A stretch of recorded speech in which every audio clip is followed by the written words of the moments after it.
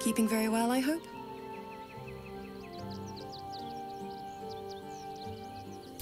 Look after my angel, of course. She's been through more than I can bear to think about. 100 years in the Shadowfell. 100 years being murdered by Sharans over and over. It fills me with a rage I can hardly contain. She's a formidable woman, my Aylin. But no one could escape such horrors unscathed. She's in my hands now, and I intend to help her through whatever's to come. We'll both of us stand by you when the time comes to put down the horror that threatens this city. We are your allies, for life.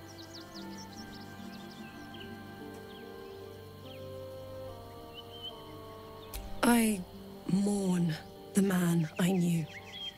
He was wonderful. He raised me to serve Selûne as my mother, rest her soul, had wished.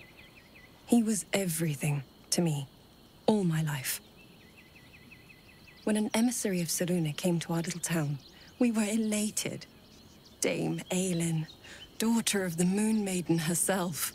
This was different. It was like I could see my fate in her eyes. Lucky for me, she felt the same way. But my father was skeptical. Aylin is immortal, after all. I understand it's strange. There's an imbalance between us, certainly. But I suppose loving Aylin felt the same as loving myself. It was natural. Then... and this is where I still need answers. I died. I'm not sure how or why, but all was black, black, black. Next I knew, I was being jolted awake.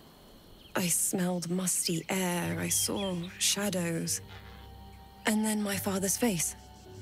So changed. So hideously warped. He told me we'd be together now. Said Aylin was dead. I couldn't speak. Could only run. I found last light within the shadows. Made a shelter there. Prayed my father wouldn't find me. By the time Jaheira came, I'd pieced together just enough to know I'd been dead 100 years. That my father was the source of the horrors that plagued my home. He's gone now. But I suppose the man I knew died when I died. The man he became, that wasn't the father I knew. The one I loved so very much.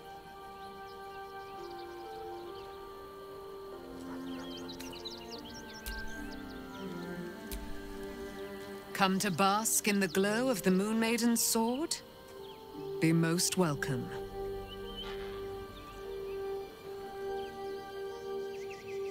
I am free from my bonds, but not my duty. The dead 3 are risen. The dead 2 remain. You must face them. I will help.